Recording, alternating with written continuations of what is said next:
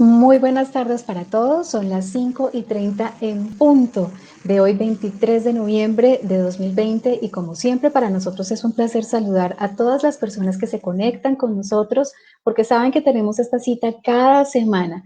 Ya es nuestra novena charla de este ciclo de webinars del CCF que se llama Conociendo al CCF. Hemos conocido tantos temas interesantes y hoy no es la excepción. Hoy vamos a hablar acerca de los retos, cuáles son esos ajustes que ha tenido que hacer el fonoaudiólogo en la nueva normalidad. Recuerden seguirnos en nuestras redes sociales, en Facebook, en Instagram, en Twitter. Ahí estamos, siempre actualizando nuestra información de interés. Y también recuerden que todos los programas los van a encontrar en nuestro canal oficial de YouTube, Colegio Colombiano de Fonoaudiólogos. Allí van a encontrar la totalidad de estos programas webinar, más los videos que habíamos hecho, ustedes los recuerdan, no queremos que se les olvide, del fonoaudiólogo de la semana, de quiénes somos, así que pueden divertirse ustedes en su tiempo libre consultando nuestro canal oficial YouTube. A esta hora, como siempre, hago la bienvenida y el ingreso de nuestra presidente Andrea Vargas. Bienvenida, profe, qué placer tenerla, saludarla y bueno, aquí todo el público es suyo como siempre. Bienvenida. Bueno, buenas tardes para todos, bienvenidos, muchas gracias por seguirnos acompañando en estos espacios que son fundamentales para que sigamos conociendo qué hacemos, pero también cómo lo hacemos y cómo lo hacen nuestros colegas en todo el territorio nacional. Y hoy tenemos un elenco de lujo porque vamos a hablar de los retos que debe asumir la fonoaudiología a partir de la aparición de una pandemia como la que tenemos. ¿Y qué nos toca hacer? ¿Qué reajustes hay que ser razonables en todos nuestros procesos terapéuticos, de intervención, de abordaje de poblaciones, etcétera, etcétera, etcétera? La fonoaudiología es una profesión muy versátil, pero esto nos ha puesto en aprietos un poco por lo que somos tan cercanos en los procesos. Entonces, pues vamos a conversar con ellas específicamente para que nos cuenten cómo lo han hecho y cómo se puede hacer de aquí en adelante las intervenciones en fono, porque esto no es de un momentico y unas adaptaciones mínimas, sino de todo un proceso a lo largo del tiempo. Bueno, profe Andrea, sí, así es. Entonces, qué mejor que comenzar a darle la bienvenida a nuestras invitadas de lujo y voy a comenzar nada más y nada menos que con un personaje absolutamente querido y admirado por toda la comunidad de fonoaudiología en el país y fuera del país. Novia Constanza Acevedo, colegiada activa 2020, dando ejemplo siempre. Fonoaudióloga de la Escuela Colombiana de Rehabilitación, afiliada al Colegio Mayor de Nuestra Señora del Rosario y especialista en sistema verbotonal con énfasis en rehabilitación auditivo-comunicativa. Acumula una trayectoria docente de más de 35 años en diferentes instituciones universitarias a nivel nacional. Ha sido conferencista invitada por organizaciones y eventos internacionales y está certificada como asesora nacional e internacional en Advanced Bionics. De forma paralela a su ejercicio profesional y asistencial, actúa como presidente del grupo ECO de Padres a Padres en Colombia, al que dio origen en 1996. Tiene una amplia experticia en el desempeño del rol asistencial en consulta particular, así que toda una institución, todo un honor, profesora Constanza, profe Coquito, como la conocemos todo el gremio fonoaudiológico. Bienvenida, qué honor tenerla por aquí. Esta es su casa, además colegiada activa. Muchas gracias. Seguimos con nuestras invitadas de lujo y al lado de ella tenemos a un personaje que queremos mucho, sin lugar a dudas, porque esa sonrisa se nos ha quedado grabada aquí y en el corazón. Joana Ángel, fonoaudióloga de la Universidad del Rosario, especialista en audiología de la Escuela Colombiana de Rehabilitación, experta en audiología clínica y prótesis auditivas en adultos y niños hace más de 20 años. Tiene una experiencia en docencia en el área de audiología durante 20 años y ha desempeñado cargos académicos administrativos como decana de la Facultad de Fonoaudiología de la SR y coordinadora de la especialización en audiología de la SR. Bienvenida, profe Joanita Ángel, qué honor tenerla por aquí, bienvenida. Hola, mi querida Cata, Andreita, la profe Coquito, que ya somos inseparables. De verdad, muchas gracias por esta invitación tan especial. Muy feliz de estar hoy acá con todos mis queridos colegas.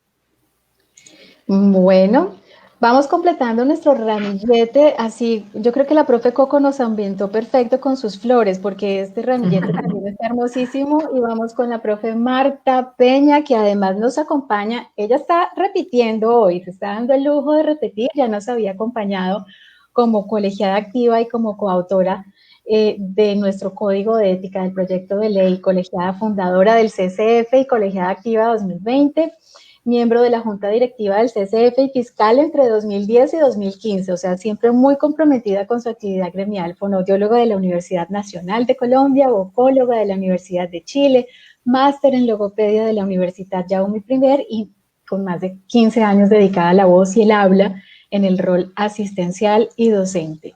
Profe, bienvenida, mis respetos como siempre. Catalina, muchas gracias a ti, qué gusto. Me encanta además ver esta pantalla y encontrarme estas caras radiantes y estas colegas, amigas y apasionadas por nuestro trabajo fonoaudiológico. Muchas gracias por la invitación de nuevo. No, pues el honor es todo nuestro. Continuamos entonces con nuestras invitadas especiales y vamos a tener por aquí otra invitada que está estrenando espacio, y ella es Joana Rodríguez. La profesora Joana Rodríguez es colegiada activa de 2020, también ha sido miembro de junta directiva del CCF entre el periodo 2016 a 2018, era la antigua líder de comunicaciones, así que estamos aquí traspasando banderas. Fonoaudióloga y magíster en neurociencias de la Universidad Nacional de Colombia, con experiencia asistencial en procesos de neurorehabilitación de la comunicación y la función orofaringea en escenario clínico, hospitalización, unidades de cuidado crítico, urgencias y cuidado paliativo. Es docente universitaria de programas de pregrado y posgrado, investigadora en líneas de neurociencias, neurorehabilitación y práctica clínica en fonoaudiología. Profe Joanita, tenemos aquí además tocaya. ¿Puede desmutear su micrófono, por favor, profe Joana Rodríguez? Gracias Catalina, Andrea y a todas las otras profes y colegas. Súper orgullosa de estar compartiendo escenario con semejantes eminencias. Muchas gracias por la invitación. Bueno, sin lugar a dudas que esto es un ramillete de sonrisas muy lindas, las que la fonoaudiología le da a la vida y al área de la salud. Tenemos aquí que prescindir de una de las cámaras para poder presentar e ingresar a nuestra última invitada, porque nuestro programa solamente permite 6 invitadas al aire. Entonces, profe Andrea, su merced, que es nuestra presidente, la anfitriona, la retiro, pero solamente un momentico para darle ingreso a nuestra última invitada. Entonces entra aquí Diana Porras. Bienvenida, Diana Patricia Porras. Hola. Entonces aquí tenemos, Diana Patricia es actual fiscal de nuestro CCF, es vocal de la Junta Directiva e integrante del Comité de Comunicaciones también. Es fonoaudióloga de la Universidad Nacional de Colombia con experticia de 21 años en asistencia domiciliaria en las áreas de desarrollo de habilidades lingüísticas, procesos de aprendizaje y en intervención en alteraciones de la musculatura orofacial con usuarios en sus hogares, así como en instituciones de educación primaria básica e instituciones prestadoras de salud. Querida Dianita, compañera de nuestro comité de comunicaciones, bienvenida. Hola Catalina, estimadas colegas, feliz, muy súper feliz de estar aquí. Vamos a compartir mucho de nuestra experiencia. Enhorabuena, muchas gracias. Bueno, presentadas todas, entonces vamos a explicarles a ustedes cómo va a ser esta conversación y esta charla tan amena con nuestras invitadas especiales. Vamos a quedarnos inicialmente charlando con las profesoras Constanza Acevedo y Joana Marcela Ángel, y luego van a ingresar, bueno, ustedes van a ir viendo nuestro desarrollo del programa, así que les pido un permiso a las profesoras Marta, Joana Rodríguez y Dianita Porras, y nos vemos ahora en unos minuticos. Nos vamos a quedar aquí con eso, aquí está bien, y nuevamente hago ingreso a nuestro presidente para que nos acompañe en este conversatorio. Vamos a hablar, como bien lo dijo nuestra presidenta, acerca de estos retos que nos ha puesto esta nueva normalidad. Y queremos entonces agruparlas a ustedes dos porque tienen unas áreas afines, rehabilitación auditiva por un lado con la profesora Constanza Acevedo y audiología clínica con la profesora Joana Ángel. Y queremos preguntarles en primera instancia a la profesora Constanza Acevedo, ¿en qué consiste la atención por rehabilitación auditiva? ¿De qué estamos hablando? ¿Y qué ajustes y adaptaciones ha tenido que adoptar para llevar a cabo las sesiones en esta nueva normalidad? Bueno, primero todos reciban un gran abrazo de mi parte. La rehabilitación auditiva consiste en todo lo que es optimizar al máximo la amplificación auditiva en personas que presentan cualquier grado o tipo de deficiencia auditiva y obviamente elaborar los planes de intervención auditivo-comunicativa para el desarrollo de todas sus habilidades de audición, habla, lenguaje y ante todo cognitivos. Pues yo considero realmente que es un privilegio el haber tenido la oportunidad como fonoaudióloga de enfrentar este desafío, viendo la urgente necesidad de innovar y de reinventar, digamos, algunas estrategias efectivas que realmente van en beneficio de toda la enseñanza, aprendizaje, y que realmente tiene que ser un aprendizaje muy activo. Entonces, realmente sí hemos tenido que hacer varios ajustes y adaptaciones. Primero, sobre todo, el enfrentarnos, por ejemplo, a familias que no tenían la oportunidad de una buena conectividad y que realmente en ese momento estaban, sobre todo al comienzo, estaban pues enfrentadas a no poder asistir a las terapias con sus hijos. Entonces, ya desde ahí empezamos a hacer unas adaptaciones y a colaborar realmente en cómo lograr esta conectividad. Segundo, una adaptación que fue urgente, realmente fue optimizar toda la amplificación auditiva. Y esto fue algo realmente que nos abrió una dimensión muy interesante con las familias porque vieron la necesidad de rápidamente recurrir a todo, digamos, a la mejora de sus amplificaciones auditivas, a los sistemas de frecuencia modulada, a los compilot, al Minimic. O sea que todas estas adaptaciones las hemos ido haciendo, pues obviamente para mejorar esta conectividad. Sí han sido muchas, ha sido un momento de gran aprendizaje, pero muy positivo. Realmente esto nos ha llevado a aprender a aprender. Fuera de eso también yo veo que ese aprendizaje es personalizado y que obviamente más adelante hablaré cuando ya empezamos a innovar, digamos, los trabajos grupales, pero que realmente todo esto ha sido muy positivo, un gran aprendizaje, una gran capacitación. Pienso que nos falta todavía mucho, pero sí hemos hecho muchas adaptaciones para lograr que nuestros usuarios realmente estén conectados, sigan sus, digamos, sus trabajos, digamos, las intervenciones. Y una cosa muy importante es que la familia realmente se ha comprometido muchísimo en nuestro trabajo. Bueno, pues, ¿cómo conectamos eso, profe Joana Ángel, entonces, con la consulta por audiología? Entonces, cuéntenos en qué consiste esa consulta por audiología, cómo comienzan a conectarse estas dos áreas, estas dos formas de desempeño fonoaudiológico y cómo es que tienen que trabajar de la mano para poder tener esa rehabilitación auditiva, la audiología, pero entonces, bueno, cuando nos vimos abocados al cierre de estos consultorios y luego una reapertura gradual, me imagino que los ajustes y los retos han sido enormes. Cuéntenos acerca de eso, profe Joana. Bueno, pues en el tema de audiología, el trabajo de virtualidad es complejo porque obviamente nosotros necesitamos estar en contacto con el paciente, tenemos que hacer exploración física desde la otoscopia, por ejemplo. Y contar con, obviamente, herramientas y software para la virtualidad no ha sido fácil, pese a que existen, tenemos de pronto la opción de hacer un tamizaje auditivo por conducción aérea, casi que hasta ahí llegamos, pero pues obviamente sabemos que eso no nos da el diagnóstico audiológico completo, y también tenemos la opción de encontrar software remotos de programación de ayudas auditivas. Pero en general el tema de audiología es muy de presencialidad, entonces sí fue como un detenernos un pare de nuestra consulta que fue un poco compleja y volver a retomar con todos los protocolos de bioseguridad súper juiciosos el ingreso nuevamente de nuestros pacientes porque se requiere.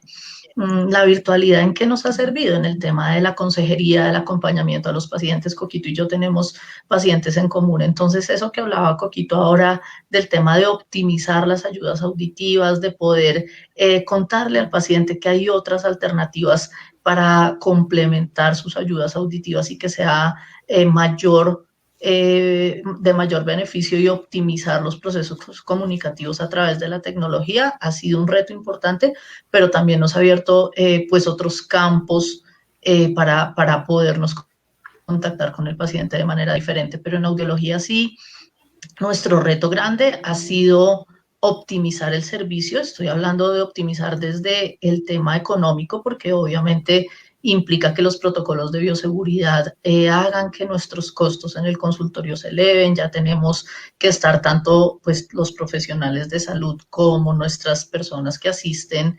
los procesos, las secretarias, las auxiliares de enfermería con todo su protocolo de bioseguridad y asimismo es la atención del usuario. Entonces tenemos que hacer la gestión desde la llamada, nomás desde el tema del agendamiento de la cita ya el tiempo es más largo, ¿no? El tiempo de la cita, del agendamiento, de la consulta, todo se hace mucho más largo para lograr asegurar que ese protocolo de bioseguridad, el tapabocas, el lavado de manos, la medida de temperatura, que no asistan con acompañantes, que no vengan sospechosos o positivos de COVID, porque pues es un riesgo, el lograr que la sala de espera tenga un distanciamiento real de 2 metros, que es difícil, que que no haya aglomeración en la sala de espera. Entonces, han sido retos interesantes que a veces no son tan fáciles en nuestra área porque tenemos mucho trabajo con niño y con adulto mayor,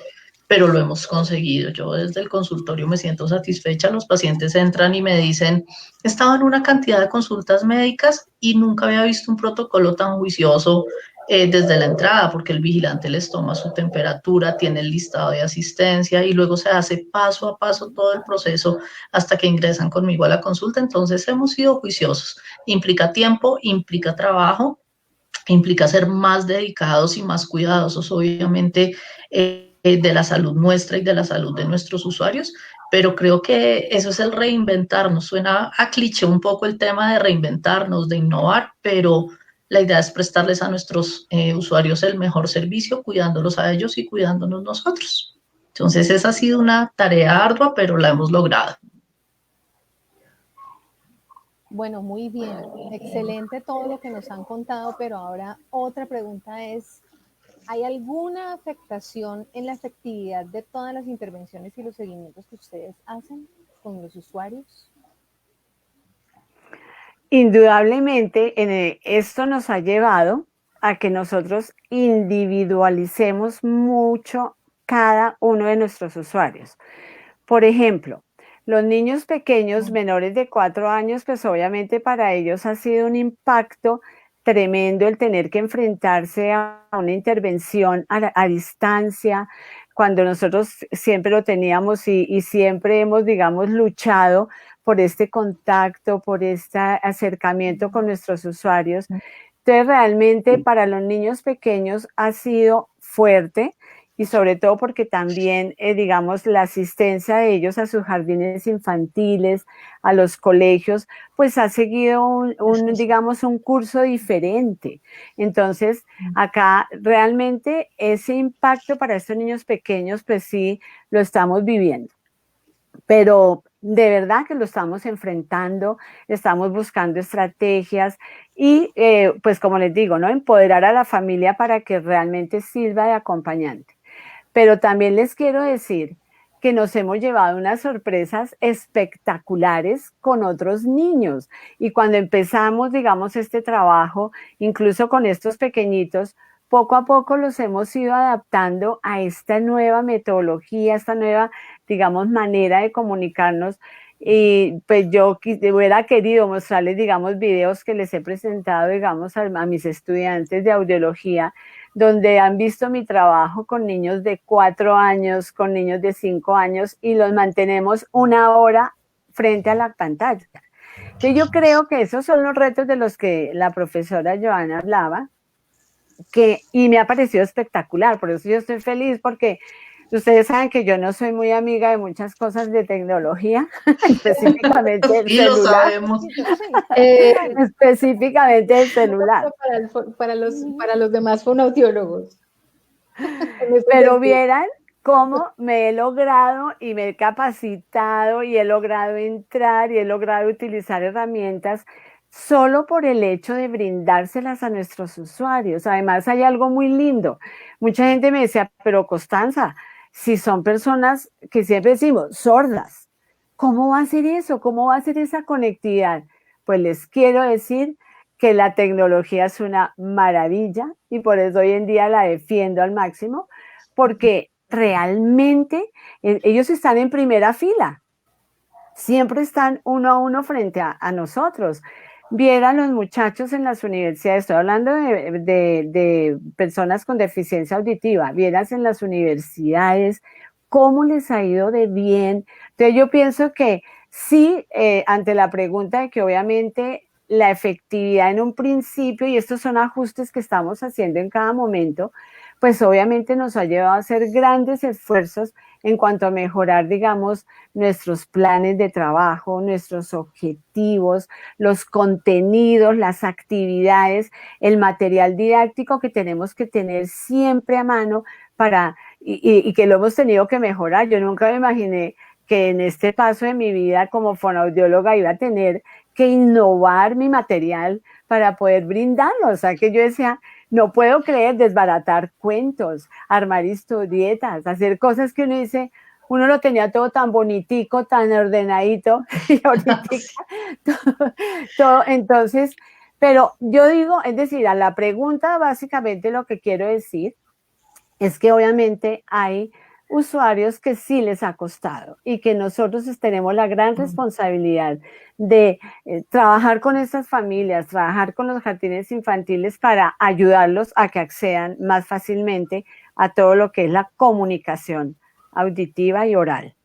Bueno, creo que nos queda muy claro, bueno, me imagino, las mil y unas aventuras y cosas y la creatividad y la recursividad a la que hay que echar mano a la hora de conectarse y de proveer esa efectividad. Ay, no nos ha contado la profe Joana Ángel qué ha pasado con el seguimiento y la efectividad de sus casos, de sus seguimientos allí. Bueno, pues el seguimiento nuestro generalmente cuando van al diagnóstico audiológico es el paciente que nos visita ese día y se va de una vez con sus exámenes. Pero el tema de la adherencia en los procesos lo vemos más en los pacientes de prótesis auditivas. Hemos logrado hacerle entender al paciente la importancia de su ayuda auditiva con todo este tema ahora del tapabocas. Obviamente para ellos ha sido súper complejo porque ellos todos se apoyan en lectura labiofacial. De hecho, Coquito pues es de las personas que les acompaña el proceso para su efectividad comunicativa. Entonces ellos todo el tiempo están mirando la parte gestual, leyendo los labios, la voz con tapabocas suena ronca, sienten que no le entienden. Si nosotros mismos no nos entendemos con tapabocas, imagínense un usuario con deficiencia auditiva. Entonces la consulta en audífonos ha aumentado mucho. Todos lo llaman, doctora, los audífonos no me están sirviendo, yo siento que hablo como entre un tarro. Claro, el uso del tapabocas con el audífono ha sido complejo y no entiendo en mi casa ni le entiendo a mi familia. Entonces, ¿en qué hemos notado esa importancia, esa relevancia? En la adherencia a las prótesis y en que saben que sí les funcionan y que son una herramienta súper útil para sus procesos comunicativos. Eso ha sido muy interesante. Obviamente, y hay que ser honestos, el tema de la venta de ayudas auditivas ha disminuido porque el tema, obviamente, de la economía y de todo lo que ha ocurrido a nivel mundial ha sido muy complejo, pero asimismo el paciente ha hecho el esfuerzo por buscar el acceso de sus ayudas auditivas, de sus pilas. Eso ha sido buenísimo porque ya soy domiciliaria también de pilas, de protectores de cerumen. Entonces, o sea, yo no puedo dejar que un viejito, sobre todo cuando estábamos en plena cuarentena, que un abuelito me saliera a la calle sabiendo el riesgo que corría cuando estábamos en la cuarentena estricta. Entonces, miren, me fui, estuve suba, cedritos, mandé pilas para USME, mandé en donde necesitaron los pacientes, allí estuve, ya conozco ampliamente la ciudad y también conozco los servicios de Rappi que me ayudaron a hacer todos los procesos de recoger audífonos dañados, tapados de cera. Eso fue genial, lograr también contactar a otras personas, taxistas que le ayudaban a uno a recoger los audífonos de los pacientes. Miren, buenísimo, hasta salió trabajo para algunos pacientes que tengo que hacen servicios domiciliarios. Entonces, si nos reinventamos, porque ahí nos damos cuenta, como dice Coquito, que esa es nuestra esencia. Nosotros estamos para ellos y lo que hacemos es para ellos y por ellos. O sea, que mi paciente se quede sin oír, no tiene posibilidad. Que se quede un mes sin pilas, no hay posibilidades para mí. Entonces, a donde tuviera que llegar, allá estaba con sus pilitas y con lo que ellos necesitaran. Entonces, eso ha sido otro reto importante, ver cómo nosotras sí podemos sacar lo mejor que tenemos ante las circunstancias y estar acompañándolos siempre en sus procesos, porque para eso estamos. Bueno, pues esto nos habla justamente de un proceso del deber ser y el deber hacer, o sea, que no solamente que se nos vuelva una excusa, que no puedo asistir a una consulta presencial o que no me puedo movilizar. Entonces, si Mahoma no va a la montaña viene a Mahoma, completica, sí, y se la trae. So, aprendí a hacer hasta domicilios por pick-up. Yo no sabía que eso existía y me llegaron motos de todos los colores a mi casa y al consultorio. Sí, hay que hacerlo. Profesoras, pero sabemos que ustedes no únicamente se dedican al rol asistencial del que ya nos han relatado sus historias. ¿Qué ha pasado con el rol docente? ¿Qué ha pasado con esas clases, con esas conectividades, con esos procesos de aprendizaje que definitivamente pues uno entendía también en las aulas? Tengo el honor de ser alumna de las 3 que están aquí en esta pantalla.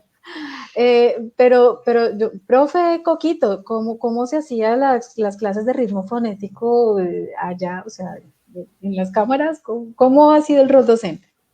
Pues mira, espectacular. Realmente yo algún momento oí una frase que decía, sosteniendo la educación en pandemia, y me llamó mucho la atención, porque yo decía, realmente, aunque nosotros siempre hemos sido juiciosos en el tema de nuestras planeaciones, la profesora Andreita Vargas, que siempre me daba mucho la mano allá en la universidad y me enseñó muchas cosas, muchas gracias. Pero digamos, siempre hemos sido juiciosos. Pero mire, ahorita realmente nosotros nos hemos vuelto más juiciosos en lo que se refiere a planeación, anticipación. Yo he visto que, digamos, con nuestros estudiantes, uno debe anticiparles para que estemos como en la misma dinámica. El profesor ya, digamos, aunque siempre hemos sido guía y hemos sido pues los orientadores, ahora yo pienso que tenemos que promover mucho más ese trabajo independiente, este trabajo también colaborativo. Todas las actividades y estrategias, pues obviamente las hemos tenido que mejorar. Yo, por ejemplo, me acuerdo de la primera clase, yo decía, ¿cómo así? Una clase magistral con unas diapositivas, ¿eso qué quiere decir? Uno hablando como solo. Y dije, no, tengo que hacer algo. Y empiezas a pensar, ¿qué debo hacer? Debo hacer un cuestionario donde lo vayamos haciendo, debo pasar mis documentos mejor a Word y no dejárselos en un PowerPoint para que ellos lo vayan teniendo, para que vayan llenando, hagamos formularios. Y ante todo, algo que sí he hecho es que realmente yo he trabajado con mis usuarios en las clases. O sea, yo a la universidad le he pedido que les manden los links y yo programo. Y lo de tú me preguntabas, Katica, lo de ritmo corporal ha sido espectacular, porque imagínate que eso me ha tocado pues trabajarlo en pantalla, y tú sabes lo que es emocionante. Yo les digo, enciendan sus pantallas y uno ve a todo el mundo trabajando tan bonito, sí, moviéndose todo el mundo al mismo tiempo. Me pidieron una grabación. Fíjense cómo son las cosas, digamos que se potencializan cosas y le damos valor a lo que de pronto no le dábamos antes. A mí me dijeron, usted tiene que grabar divinamente todos esos movimientos, me los pidieron grabar, cosa que nadie le había dicho a uno nada, porque bueno, allá Coco hace ritmo corporal, qué chévere, y no más. Nosotros teníamos muchos de clase. Hubieran dicho, nosotros les hubiéramos facilitado material que todavía guardamos celosamente. Todavía. No, mira, yo pienso que realmente debemos seguir promoviendo muchas actividades. Hay otra cosa que he podido aprovechar y es que realmente tenemos herramientas, tenemos las plataformas, tenemos todo lo que es el trabajo online de los cuestionarios, tenemos todo lo que son los foros de discusión a través de Zoom y de otras plataformas que nos ayudan a que nosotros trabajemos en grupo. Y tenemos todo lo de las redes sociales, que como les digo, para mí ha sido un aprendizaje, me he capacitado y estoy feliz. Entonces, con los estudiantes realmente yo pienso que hay que seguir ayudándoles. Ahora, hay de todo, ¿no? Porque de pronto una vez dice, enciendan la cámara y entonces el muchacho va manejando un carro y uno, ¿tú dónde estás? ¿No estábamos en clase? Digamos, todos sabemos lo que esto también se ha prestado. Pero en términos generales, a mí me gusta, los he hecho más partícipes.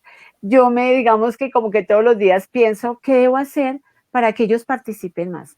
Entonces, pienso que estas han sido estrategias que las teníamos, porque afortunadamente todos nosotros hemos recibido una formación profesional espectacular y que ahora la estamos realmente aprovechando, la estamos transfiriendo a la comunidad.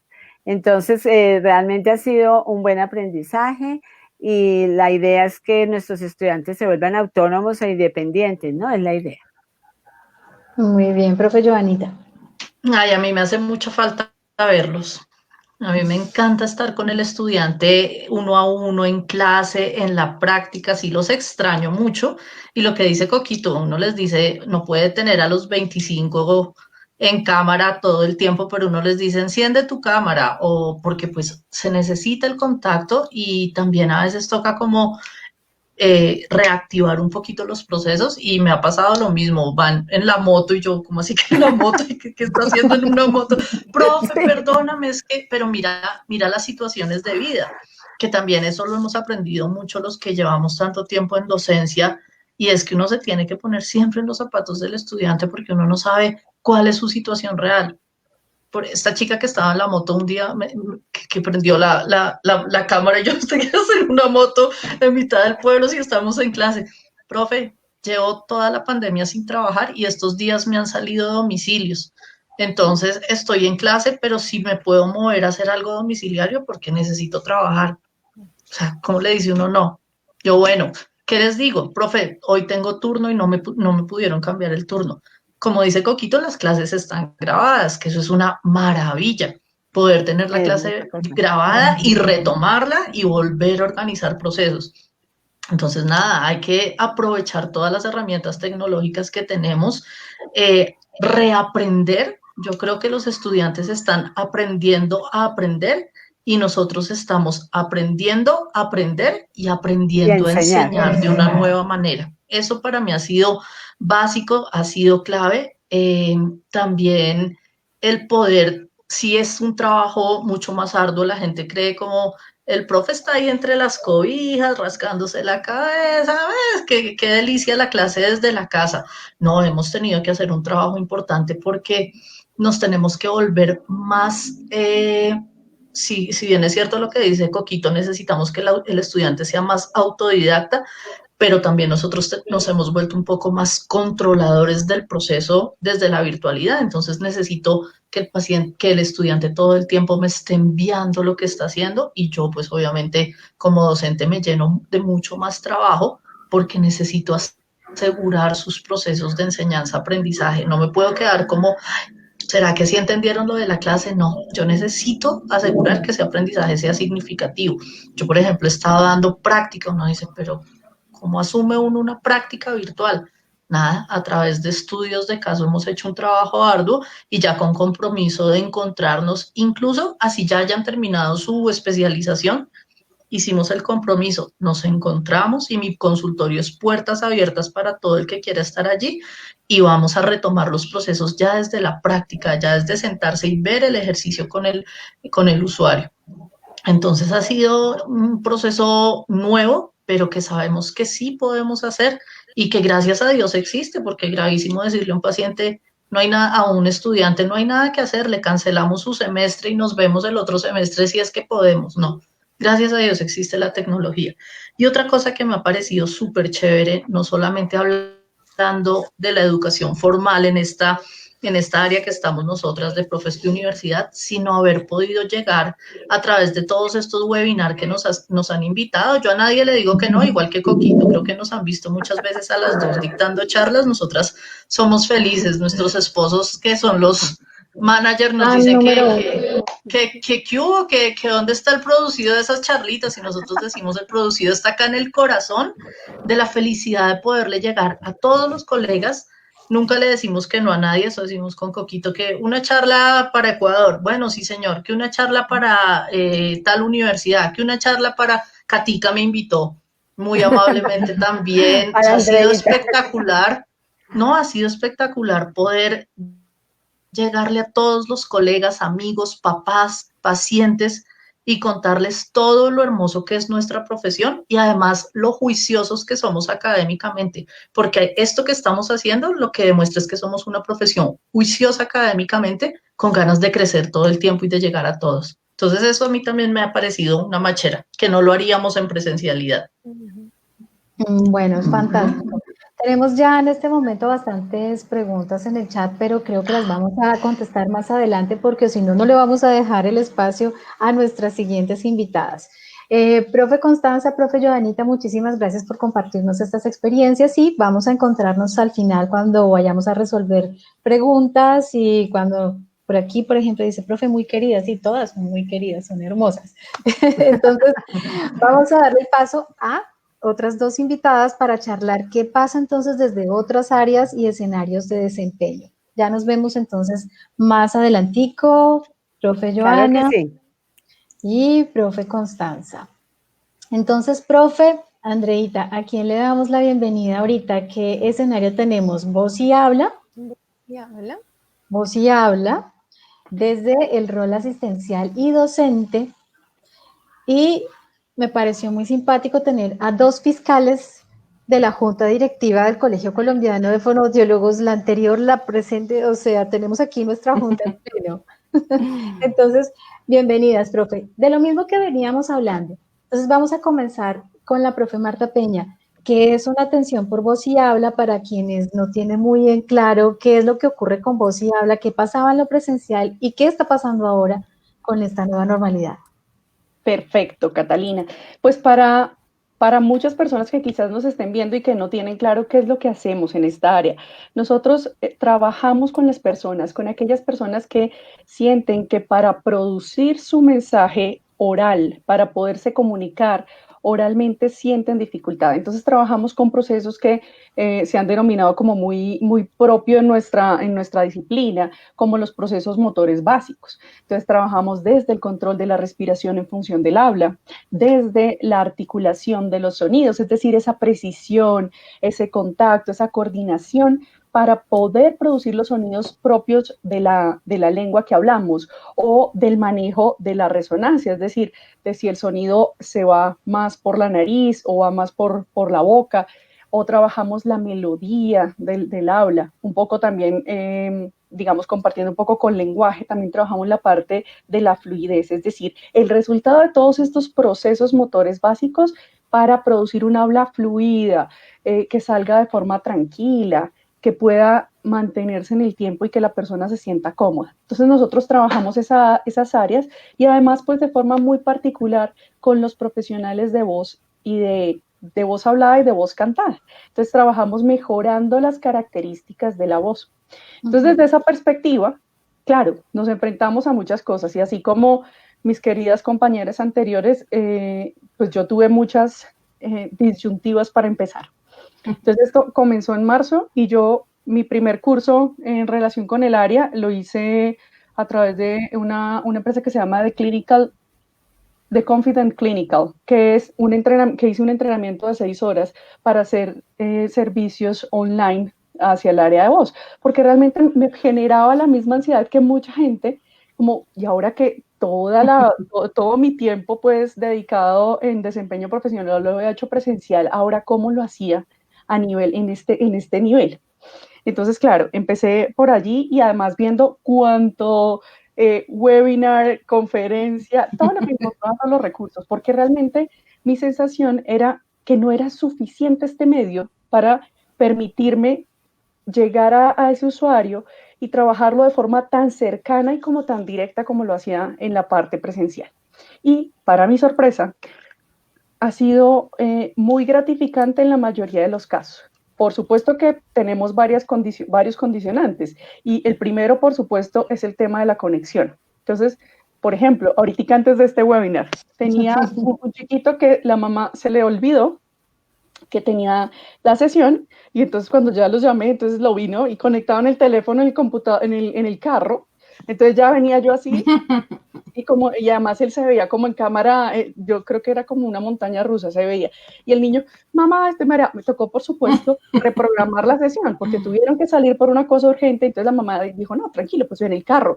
Pero uno no se da cuenta que estos procesos requieren una atención continua, sostenida, además que no haya tantas interferencias. Claro, el niño miraba y que si frenaba, y que, bueno, una cantidad de cosas que nos suelen suceder.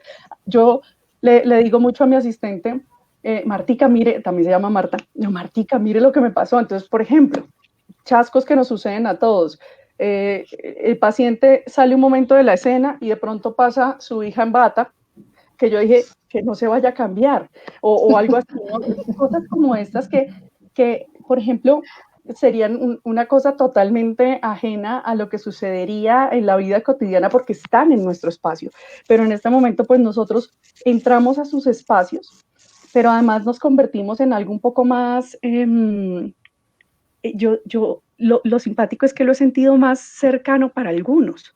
Entonces han sido retos en términos de ese manejo de, por supuesto, como les digo, de la señal, pero además también de la disposición. Tengo pacientes que atendía presencialmente y que todavía me dicen, ya estás presencial de nuevo. Yo, no, sigo online. Y entonces me dicen, me avisas. O sea, pero eso son un porcentaje muy pequeño porque muchos sí mutaron y han encontrado, por ejemplo, que les ha ido, se sienten, me dicen, yo ya sé que cuando tú me hacías ese masaje, ya sé qué debo sentir. Ya me enseñaste y ahora yo lo hago y yo ya sé. Entonces, además, yo les envío un video que era algo que no hacía antes. Antes anotábamos, ellos o tenían una nota de voz, pero ahora con el video ellos me dicen, mira, como yo, mi plataforma, la que uso para hacer la terapia Zoom, entonces me ven y se ven mientras estamos dando las indicaciones, entonces me dice, yo te veo a ti, tengo un paciente que me dice, y lo digo porque es uno de los casos de éxito, que él me decía, yo antes nunca me di cuenta que era lo que tú realmente querías que yo hiciera.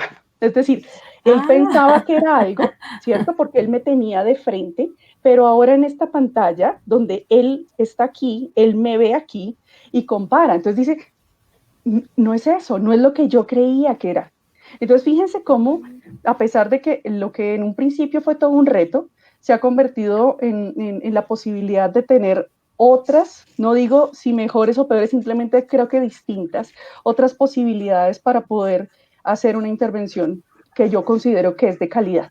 Claro que, como les digo, tiene unos condicionantes de sonido, de internet, de una cantidad de cosas y de atención del paciente, pues que son necesarios para poderla realizar adecuadamente.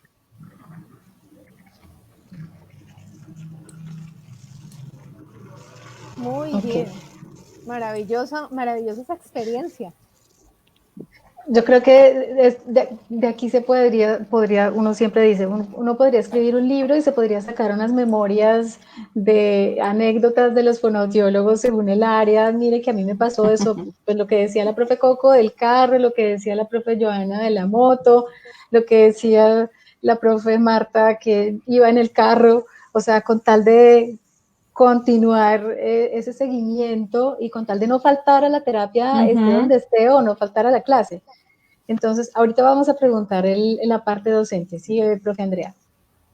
Bueno, Dianita, ¿y a ti cómo te ha ido? Porque tú trabajas domiciliario y la pregunta es, ¿y si has logrado entrar a los domicilios? ¿Cómo has manejado el tema de bioseguridad, de elementos de protección personal?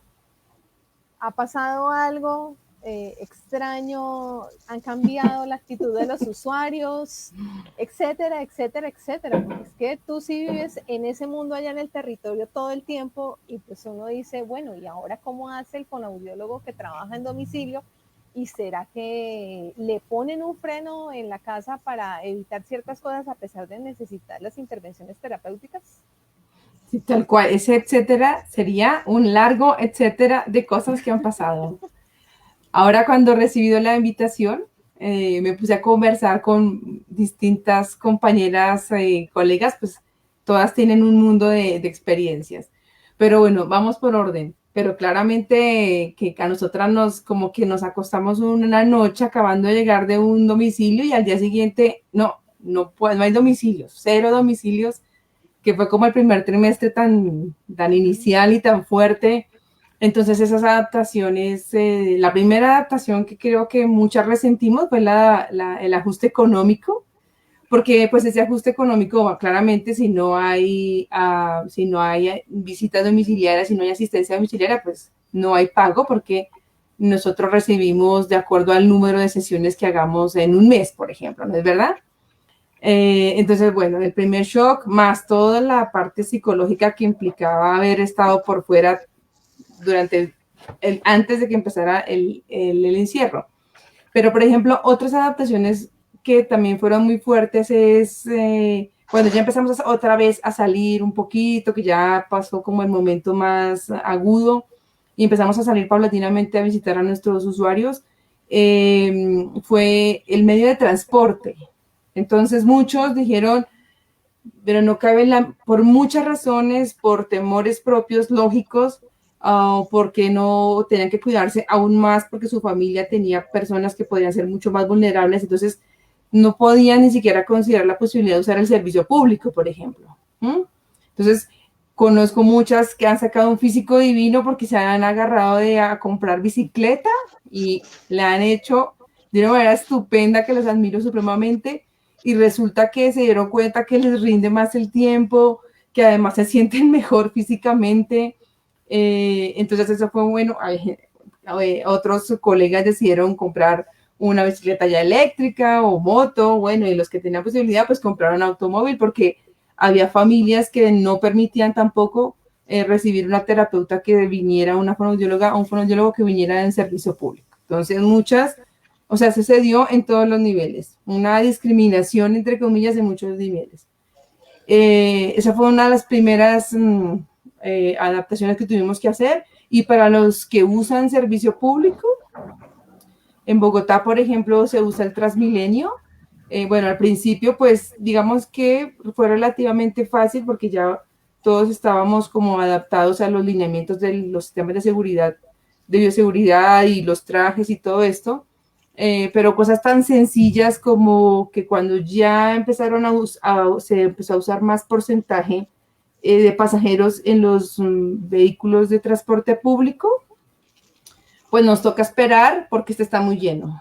Hay que esperar otro poquito más. Entonces, una adaptación de tiempos y movimientos, porque ya nos tocaba sumar, no, pues de pronto tengo que saberme mover en ciertas horas, tengo que saberme mover que en tales lugares es más congestionado, y de ser muy inteligente a la hora de hacer ese tipo de recorridos cuando hay que usar este tipo de medios de transporte. Y bueno, pues igual como comentaban la profe Coco, pues hay familias que lo asumieron con un poco más de naturalidad, hay otros que lo bañan a uno en ¿cómo se llama? El líquido ese que se me acaba de olvidar ¿En alcohol? Bueno, ¿En alcohol? No, otra cosa. En amonio cuaternario. En amonio cuaternario. Entonces, al principio, antes de que apareciera el amonio, a unas compañeras las rociaron con Decol. Con cloro. Pues no fue chévere. Ya contando fue gracioso, pero al principio no fue divertido. Adaptaciones de los materiales, porque, digamos, muchas familias no querían que ya lleváramos los materiales porque son materiales compartidos. Bueno, entonces tocó sentarse y hacer todavía más, nos tocó invertir más tiempo porque había que diseñar mucho más material para enviarle a las familias que los imprimieran o darles un catálogo para que adquirieran ciertos elementos, un masajeador, unos cubos, hasta una lotería, porque hay cosas que no siempre se tienen en casa. Y a veces había el dinero, las personas tenían el recurso para adquirir estas cosas y a veces no. Entonces, bueno, como que eche para atrás y si no tengo un masajeador ¿no? Y empezar, lo que yo siempre he dicho que los domiciliarios, pues porque es digamos, mi área, recursivos a como sea. O sea, una cuchara puede tener múltiples y diversos y maravillosos usos en el momento. Los virtuales también. Sí. Bueno, y esa era la otra cosa que les iba a decir. Pues claro, como nos tocó pasar de repente de la presencialidad a la virtualidad, pues un poco abrumadas al principio por lo que comentaban ellas, que no tenían buena conectividad o tenían conectividad pero se sentían abrumados por las circunstancias y luego ya no sabían cómo manejar las plataformas, etcétera. Y nosotros, los domiciliarios, también, vamos, que para poder hacer una sesión de 30 minutos, pues hay que ser muy creativos y hay que recurrir a muchas cosas, pero unas son de cal y otras son de arena, porque aparece luego este boom tan impresionante de cursos, conferencias, diplomados, de lo que quieran, de cómo hacer una clase en 30 minutos, el fondo, los materiales, imprimir. Así que yo estuve estudiando como una semana, no trabajé, y lo mismo. Entonces yo, bueno, ya, el PowerPoint tiene un montón de cosas que yo no conocía, hay un montón de páginas gratuitas maravillosas, así que el recurso fue maravilloso. O sea, como que nos asustamos y luego, ok, respiremos, organicémonos, ¿qué tenemos? Y buscamos, y estoy usando esto, y tú qué estás usando, mira que esta página tal cosa. Y la red de domiciliarios siempre estamos ahí, verás que salió esto nuevo, cómo te fue, no me fue terrible, pero a mí me fue mejor, yo lo hice de tal manera, así que ha sido así, una montaña rusa de emociones fantástica. Así fue, así ha sido.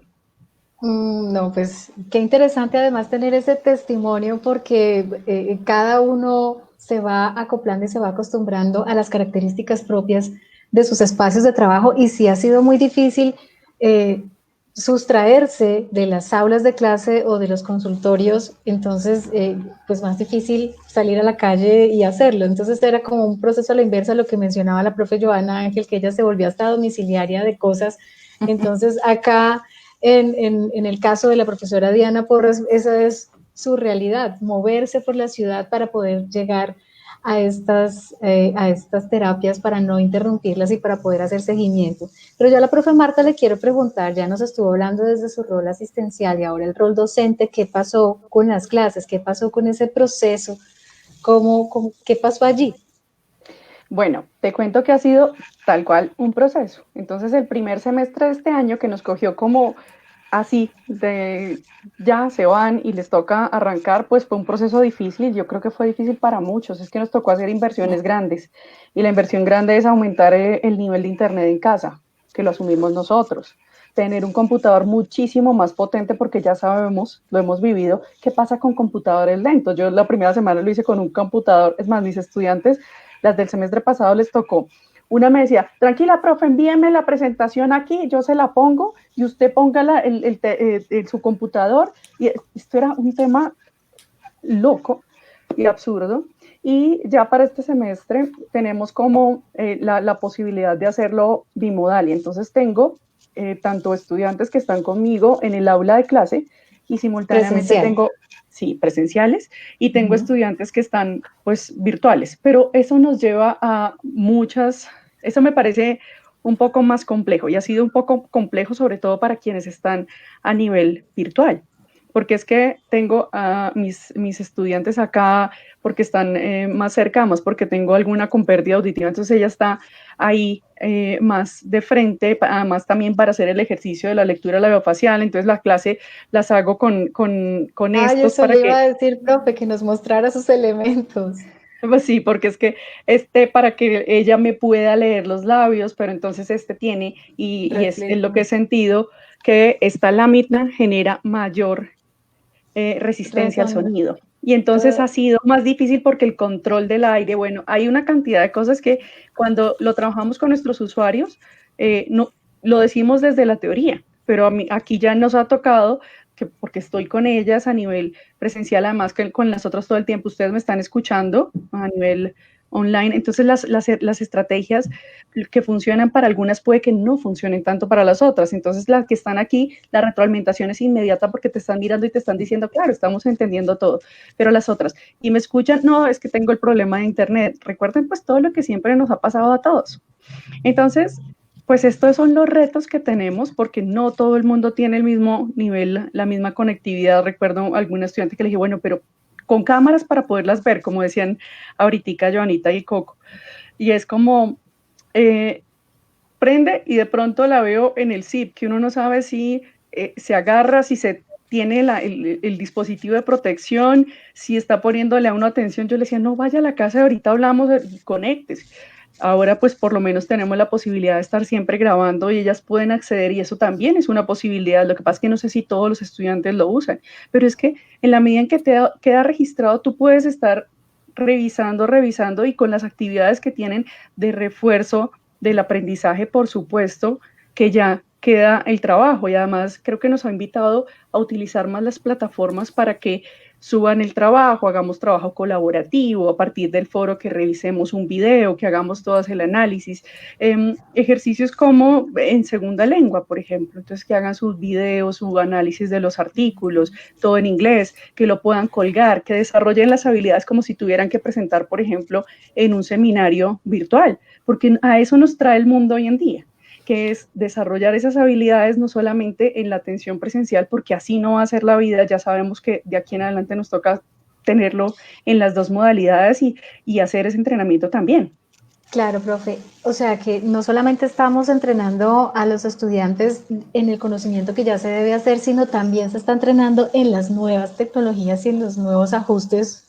O sea, es como una instrucción adicional que se le tiene que dar a los estudiantes, o cómo será que los estudiantes están asumiendo eso, porque una cosa era cuando uno estaba allá en su aula de clase recibiendo el conocimiento, el tema, punto, final, estaríamos nosotros preparados para la presencialidad.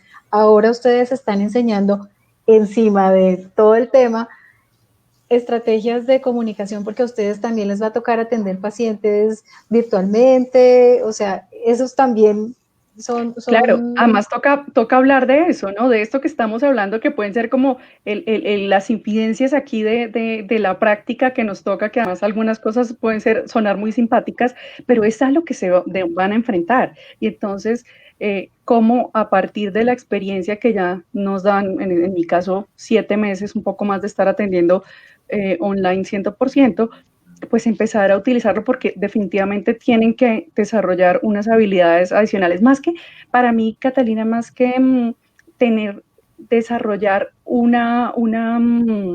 digamos, algo más que tenga que aprender, es una habilidad más que deben desarrollar. No es que deban aprender algo más, es que deben desarrollarlo en otro escenario. Entonces, es una forma de verlo distinta. Pero sí, profe, claro, genera dificultades.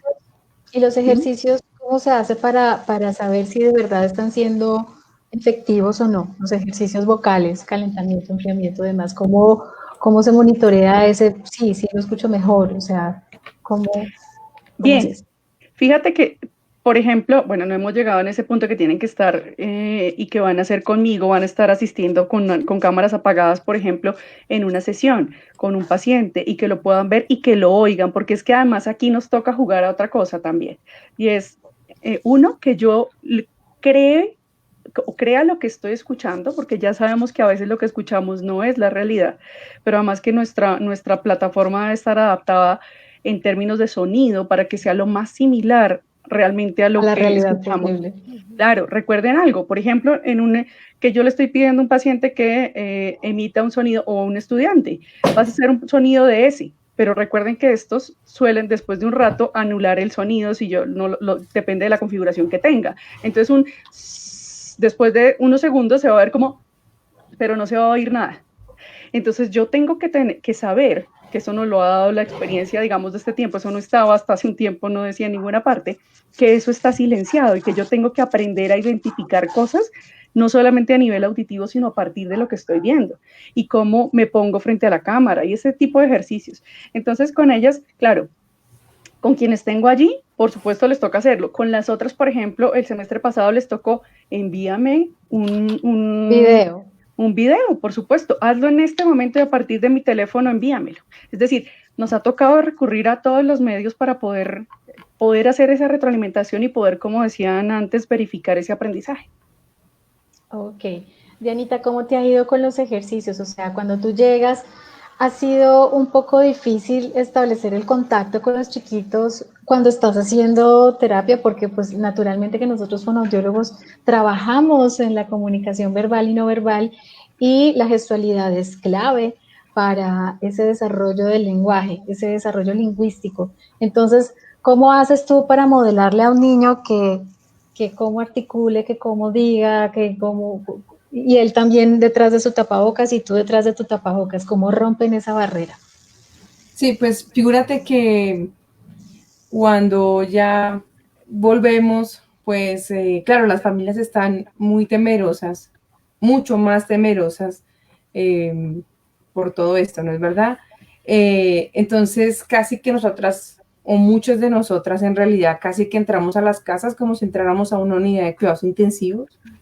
Entonces, que nos piden que usemos la máscara, que usemos incluso donde hay personas adultas mayores, pues debemos usar el N95. Es una dificultad mayúscula en realidad, porque un N95 sí que limita la expansión de la onda de voz. En adultos mayores con unas presbiacusias, pues es una cosa, y que hay que mantener la distancia de 2 metros, así que muchas colegas han presentado unas fatigas vocales importantes porque ya son 30 minutos gritándole a un usuario porque uno hace todo lo posible, que el tablero, que la ficha, pero la voz es fundamental. Es una dificultad porque a veces las caretas tiene uno que hasta mirar por dónde, en la forma como se va a ubicar frente al usuario, sobre todo en los adultos mayores, porque si uno queda de tal manera frente a una ventana, a veces hay caretas que tienen reflejo, o sea que el contacto visual, que es lo que más podemos usar ahora, pues tampoco es tan, o sea, se bloquea por el reflejo, entonces uno tiene que empezar a jugar un poco, si me está mirando, si no me está mirando, usar gafas, bueno, hay que empezar a jugar con todas esas variables. Entonces, pues, ¿cómo se hace, por ejemplo, el modelamiento? El niño debe usar su careta, su tapabocas, hacemos el juego, si te quitas la careta pierdes, entonces me ganó un sticker yo, etcétera, etcétera.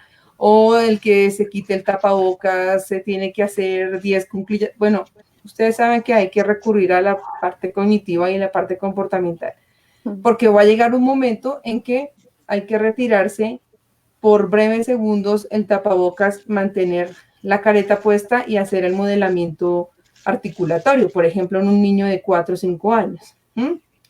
Digamos que en la medida en que ha pasado el tiempo, hemos como ganado experticia y hemos ido haciendo todos esos ajustes para que no se sienta todo, que no se puede hacer nada, ni que o hacernos un poco más lejos, y cuando yo haga tal cosa tú abres la boca, pero si yo hago tal cosa tú sacas la lengua, retírate tu tapabocas, pero déjate la careta, como les decía.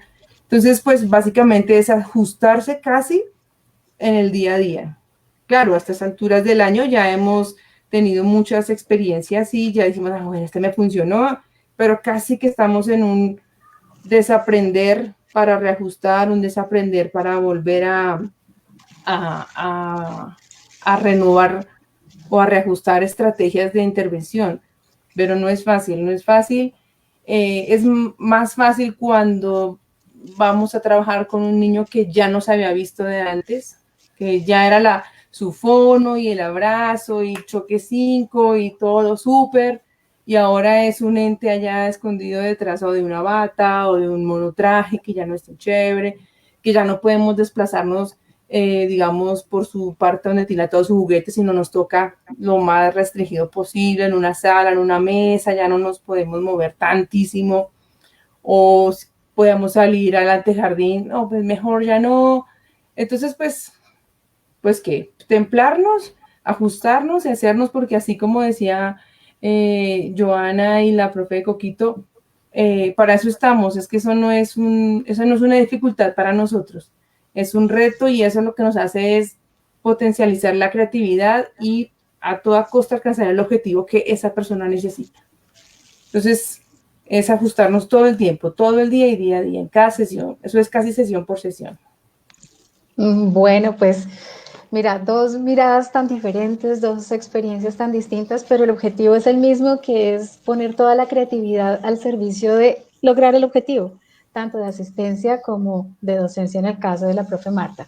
Muchísimas gracias a estos dos testimonios más, y entonces vamos a darle paso a Joana Rodríguez para que nos dé su testimonio, y ya ahorita nos volvemos a ver todas en escena. Muchas gracias, profes Marta y Dianita. Y entonces vamos a hacer el ingreso a Joana Rodríguez.